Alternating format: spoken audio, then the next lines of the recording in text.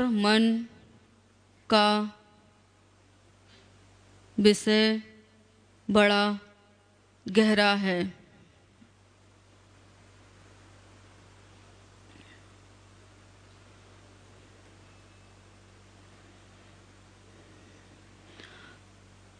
प्राण 10 प्रकार के हैं। 5 प्राण, 5 उपप्राण,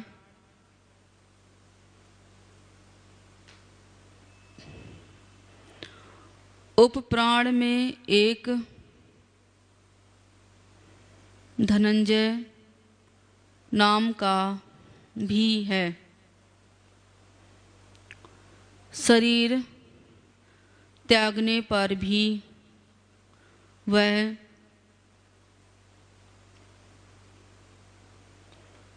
रहता है। जब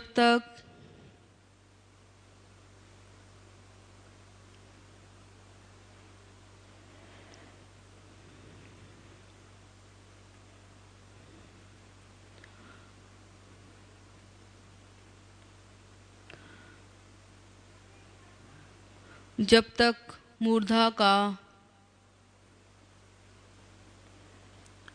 छेदन न हो जाए,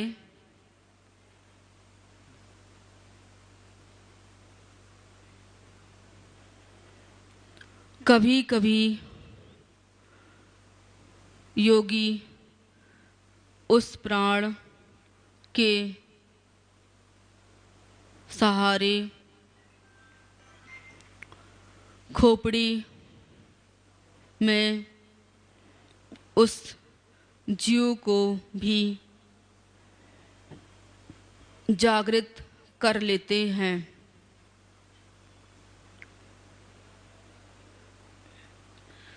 जिसकी खोपड़ी होती है।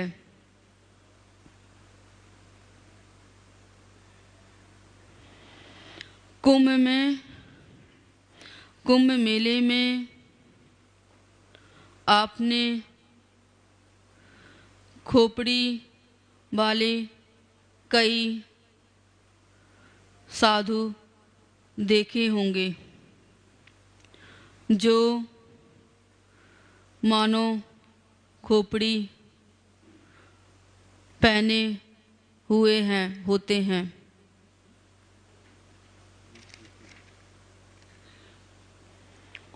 उनकी बड़ी चर्चा भी हुई है। हमने इस पर गौर किया और देखा कि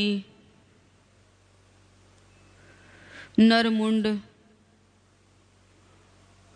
खोपड़ी के ऊपर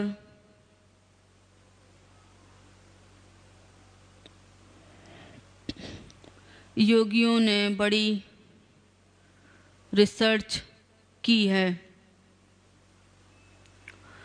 मानो मस्तिष्क में अनेक शक्तियाँ विराजमान हैं,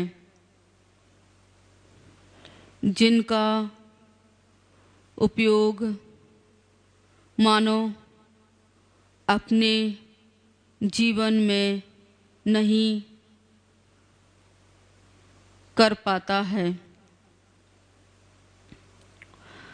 मानो मस्तिष्क की केवल थोड़ी सी ही शक्तियों का प्रयोग कर पाते हैं, क्योंकि वे सभी शक्तियाँ जागृत नहीं हो पाती हैं।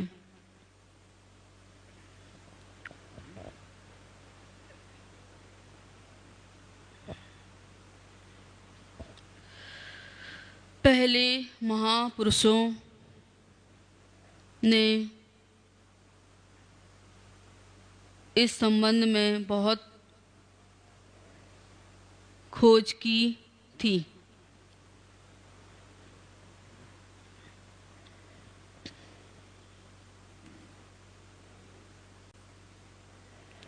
इन सब खोजों के आधार पर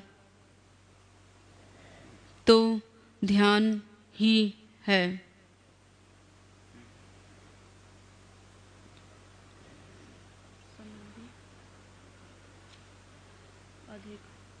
अधिक इन सब खोजों का आधार तो ध्यान ही है।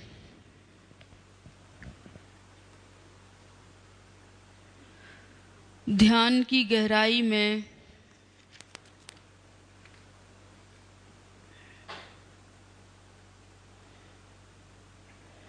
आध्यात्मिक तथ्यों की जानकारी होती है। इसीलिए केवल सीमित लाभ के लिए ध्यान नहीं करना है। व्यापक उद्देश्य के लिए ध्यान करना है।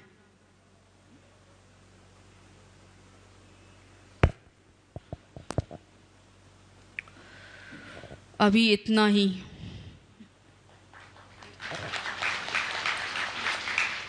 एक बार दोबारा कर दो।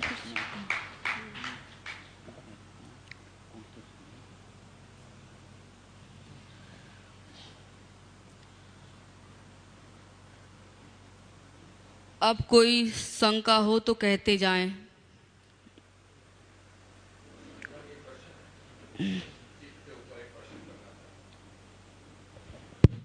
भगत जी आप बताएं। उनको हमारा प्रश्न चित्त के ऊपर है गुरुजी।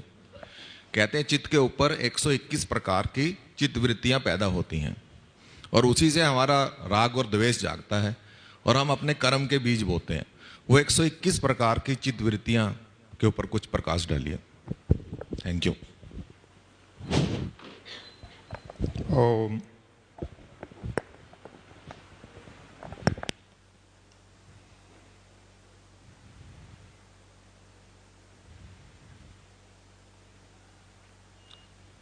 चित्तवृत्तियाँ मनुष्य द्वारा अर्जित की गई स्वभाव, संस्कार, मान्यताएं, संकल्प, इन सब से निर्मित जो मान्यताएं हैं, जो विचार हैं, जो स्वभाव हैं, जो करता है मनुष्य, वो सब चित्त में संस्कारित होते चले जाते हैं। अब भूल से, अज्ञानता से गलत कर लेता है, सोबत से, कुसंग से,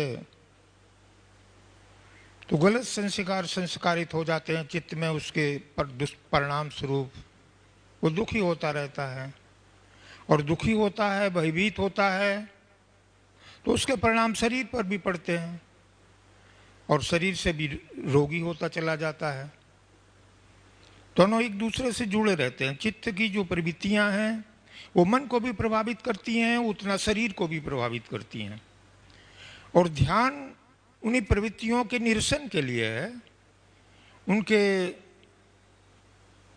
निष्कासन के लिए है कि चित्त में जो भी प्रवृत्तियां भूल से, नासमझी से, अज्ञान से जो उसमें संस्कारित हो गई हैं, जो भी राग की या द्वेष की प्रवृत्तियां संस्कारित हो गई हैं, वे जो दुखी देंगी।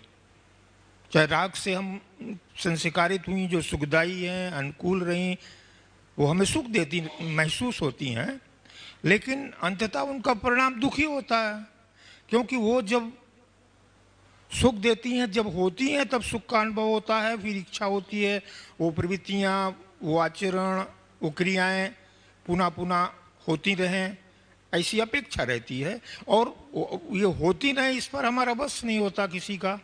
और जब नहीं होती हैं तो खिन्नता पैदा होती है, फिर चाहता है कि ये और हो, नहीं होती हैं तो फिर खिन्नता में चला जाता है, भय में चला जाता है, अशांति में चला जाता है। तो जो प्रियकर हैं जिनसे राग हो जाता है, जो अप्रियकर हैं जिनसे द्वेष हो जाता है, ये दोनों प्रकार की प्रवृत्तियां मनुष्य को दुख के अलावा और कुछ नहीं करती हैं। लगता है कि जो सुख करें वो सुखी करेंगी, लेकिन ऐसा नहीं, क्योंकि हम उससे राग कर लेते हैं। इसलिए कोई प्रवृत्ति न सुख कर रहे न दुख कर रहे, सिर्फ प्रवृत्ति है, ऐसे रूप में हम उसे समझेंगे। और ऐसे रूप में उन प्रवृत्तियां अगर भर गई हैं अब राग और द्वेष के रूप में, तो उन्हीं के निष्कासन के लिए ये प्रोसेस है ध्यान का। ध्यान के अलावा जहाँ तक हमने समझा, शास्त्रों में भी जहाँ तक पढ़ा, जहाँ तक खुद के जीवन में समझा, ध्यान के अलावा चित्त की प्रवृत्तियों के निष्कासन का दूसरा कोई तरीका नहीं। क्योंकि जब हम कोई ऐसी और प्रवृत्ति करेंगे, पिछली प्रवृत्तियां जो हमें दुख दे रही हैं उनसे मुक्ति के लिए जब हम कुछ ऐसा करेंगे कि जिससे कि वो प्रवृत्तियां हमें दुख न दें, तो हम सकारात्मक सोच का विकास करते, अभ्यास करना शुरू कर देते हैं, जिससे कि ठीक सोच चिंतन चलता रहे, शुभ शुभ बातें आती रहें, अच्छी सोच बने रहें, चाहे किसी अच्छी मूर्ति में, चाहे किसी अच्छे नाम में। इससे तत्कालिक लाभ होता है, ऐसा नहीं है। जो हम पूरी तरह विकृत हो से लगते हैं उसको हमें कंट्रोल होता है, और कुछ समय तक हमें लगता है कि अब सब ठीक हो गया, हमने ऊपर के चित्त में ये सब भर दिया, वो तो हमें ठीक लगता है अभ्यास के द्वारा। लेकिन जब ये थोड़ा सा हल्का होता है, जब हम विश्राम में जाते हैं, जब हमारी ये करने की क्षमता कम होती है, जब हम शिथिल होते हैं, इन क्रियाओं को करने के लिए हमारा शरीर अस्वस्थ होता है, एक उम्र होती है जहाँ हम इस प्रोसेस को करने से कमज़ोर पड़ते हैं, तब फिर ये दबे हुए जो संस्कार चित्त में हमने ही द्वारा अर्जित किए गए हैं, जो हमारे ही द्वारा संस्कार किए गए हैं चित्त में, वो अपना निकलने का शुरू होते हैं। वो क्यों? प्रकृति का एक नियम है परिवर्तन। जो चीज़ है कोई नित्य नहीं रहती है। विचार भी चित्त में भर गया तो नित्य हमेशा के लिए नहीं है, अखंड नहीं हो गया कि आप भर ही रहेगा। प्रकृति का ये मंगलमय विधान है, उस प्रकृति का कहो, उस परम प्रभु का कहो, कि जो कुछ भी भर गया है आपके दिमाग में, अच्छा बुरा, वो निकलेगा, एक बार निकलेगा। इसलिए आप बंद के न रह जाओ। तो वो जो निकलता है तो वो पिछला निकलता है, जो राग और द्वेष के कारण हमने भरा है। अच्छा होता है तो हम उससे अच्छा मानने लगते हैं कि ठीक है, फिर पुनर्जीवित हो जाता है। वो बुरा होता है तो हम खिन्न हो जाते हैं कि ना हो, तो फिर पुनर्जीवित हो जाता है। तो बुरे इस चित्त को हम निर्मल नहीं कर पाते हैं। इसलिए ये ध्यान का प्रोसेस है कि आप सिर्फ शांत हो जाओ, करना बंद कर दो। कुछ न करने के लिए ध्यान है कि आप शांत होकर के सिर्फ बैठ जाओ और जो कुछ हो रहा है उसके दृष्टा बनो, साक्षी होकर ये सब कुछ को देखो, और तुम अलग खड़े होकर के ये सब देखो, और अपने आप को, जैसे अब ये प्रोसेस रहा कि श्वासों में लगा दो या किसी और चीज़ में लगा दो, जहाँ ये श्वास इसलिए चुन लिया गया, ये ठीक थोड़ा सा हमें इसलिए लग गया कि ये स्वाभाविक प्रक्रिया है। किसी में भी लगा सकते हो, वहाँ भी लग जाएगा, लेकिन ये स्वाभाविक है। वहाँ तुम्हें कल्पना करके कोई चीज़ खड़ी करनी पड़ी, यहाँ खड़ी नहीं करनी पड़ी। श्वास आ रहा और जा रहा है, इसे आप ले नहीं रहे हैं, ये तो स्वतः आ जा रहा है। जीवन के बनाए रखने के लिए ये प्रक्रिया है, ऑटोमेटिकली स्वचालित प्रक्रिया है, जो श्वास आना और जाना। तो आप इसी पे ध्यान लगाए रखो, किसी पे भी लगा सकते हो, लेकिन इसी पर रखा, जो कि लगातार होने वाली प्रक्रिया है।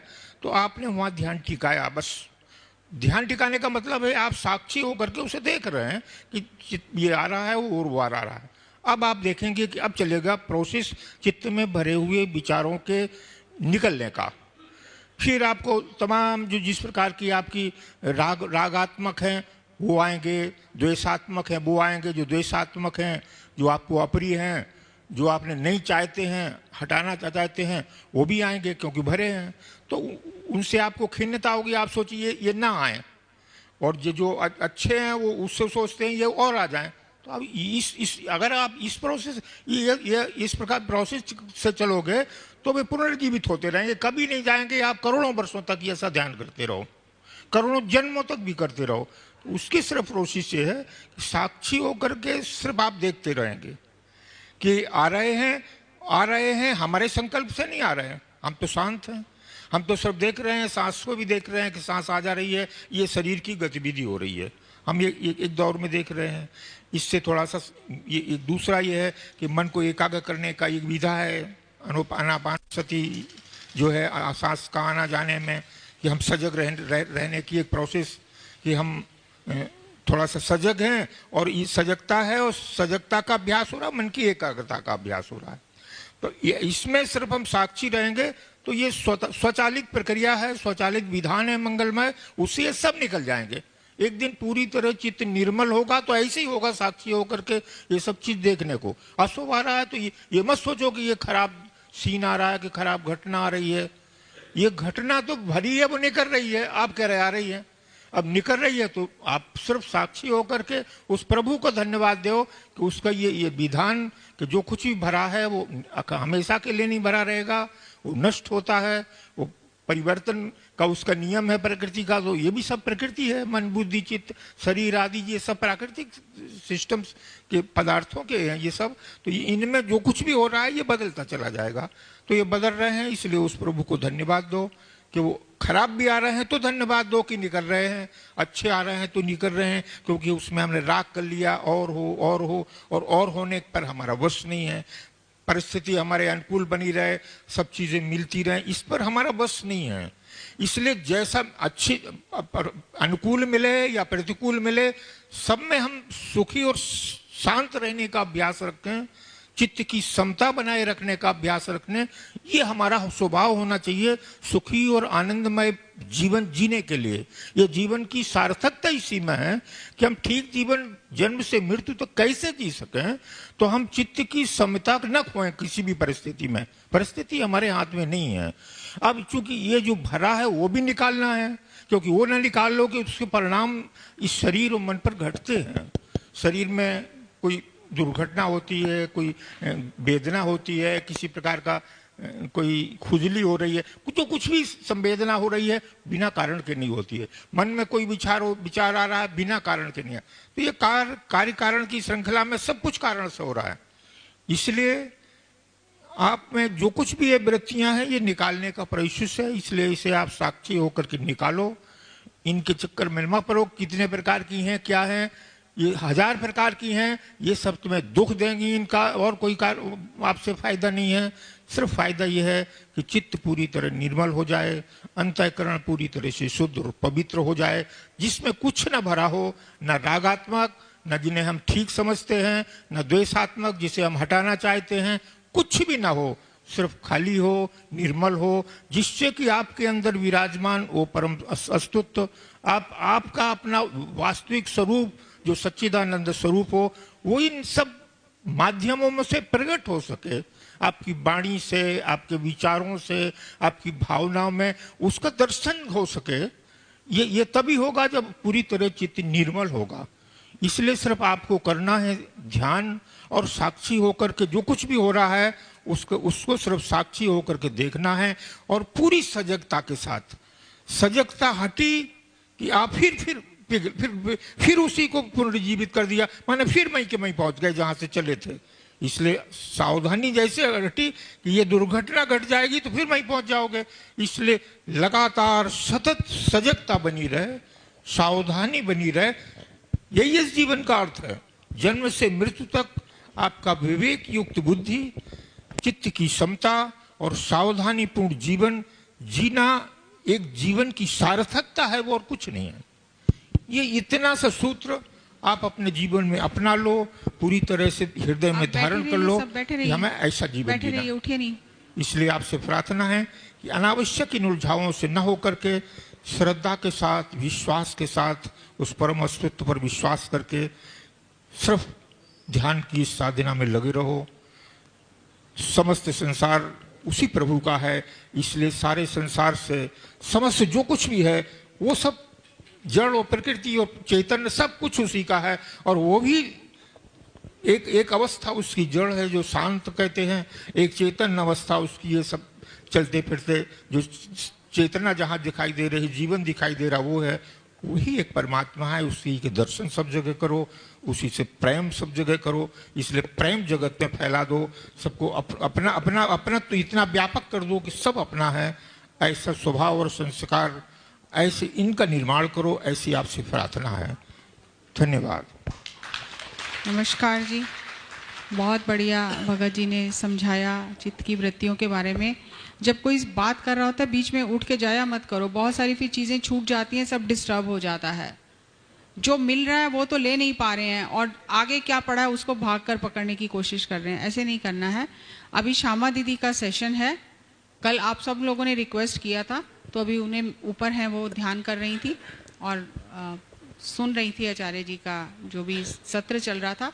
अभी नीता मैम उनको लेने गई हैं, तो अभी उनका सत्र होने के बाद फिर आप लंच ब्रेक होगा, तो आप फिर को जो भी करना है आप करिए, क्योंकि उन्हें फिर वापस जाना है मेरठ, तो इसलिए उनका सत्र सुबह रखा था।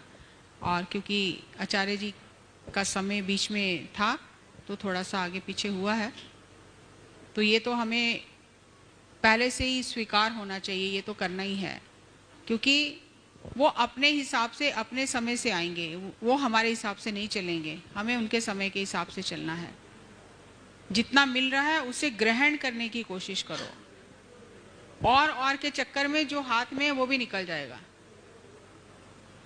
जब उन्होंने बता दिया कि 1 घंटा जो ध्यान करते हो 23 घंटे कैसे जीवन जीते हो, उसका प्रभाव उस 1 घंटे पर पड़ता है, तो अभी बता रहे हैं तो ही सजगता नहीं है, तो हम नेक्स्ट मोमेंट में जा रहे हैं, आगे हम ध्यान कर लें, पिरामिड में चले जाएं, तो यहाँ तो हम है ही नहीं, सजग तो है ही नहीं हम, तो क्या सुन रहे हैं हम।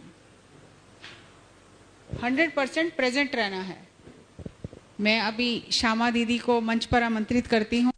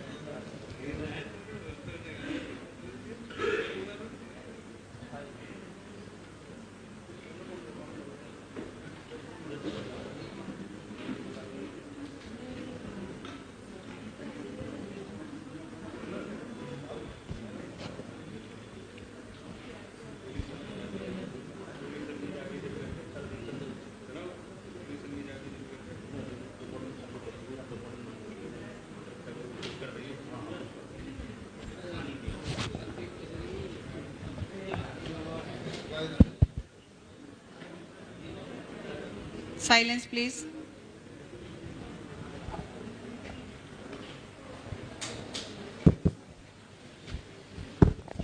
जय श्री राम। जय श्री राम। बंदहु गुरुपद कंज, कृपा सिंधु नर रूप हरि, महामोहतम भुंज, जासु वचन रवि कर निकर, सियावर रामचंद्र प्रभु जय शरणम।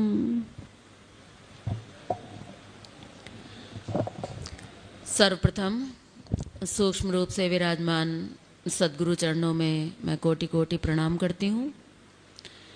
परम पूज्य आचार्य जी, मंच पर विराजमान संत समाज को, सभी को मैं सादर नमन करती हूँ। उपस्थित आप सभी को मेरा सादर प्रणाम। अभी मैं पूज्य पत्री मैडम जी के साथ सुन रही थी, अभी आचार्य जी को सुना, संत जी को सुना, बड़ा आनंद हुआ। बहुत सुंदर ज्ञान दे रहे थे कि अगर हम सजगता से जीना सीख लें जागृत अवस्था में, तो हमें हमारा जागते जागते 24 घंटे का भी ध्यान हो सकता है। कि जब हम ध्यान करते हैं तो लेकिन पूरे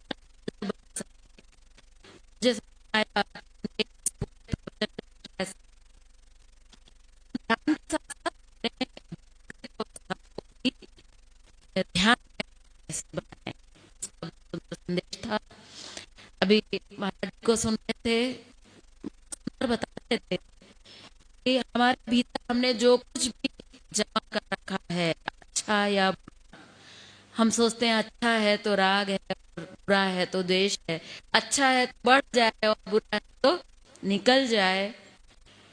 ध्यान अगर हमें करना है तो उसके लिए हमें इन दोनों के प्रति समभाव रखना पड़ेगा। अंदर से एक बार चला गया, जो जमा हो गया वो तो अब एक तरह से कचरा ही है, ना वो राग की चीज रही ना वो द्वेष की चीज रही, वो सब केवल कचरा है जो ध्यान के माध्यम से बाहर निकलता है। और निकलता भी तभी है जब हम उसके प्रति न्यूट्रल हो सके। न्यूट्रल नहीं होंगे तो कभी भी निकलेगा नहीं।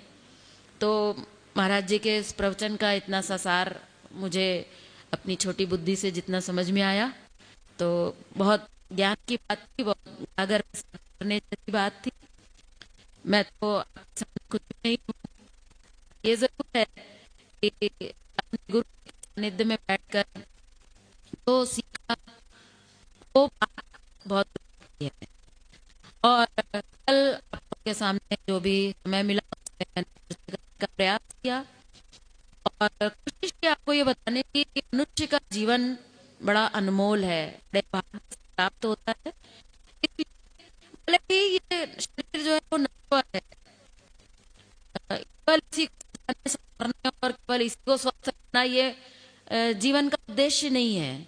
लेकिन वहीं ये भी बात पूरी तरह से सत्य है कि अगर हमारा शरीर ही स्वस्थ नहीं है तो हम बाकी काम भी कुछ भी नहीं सकते, हम अपनी साधना को साध नहीं सकते।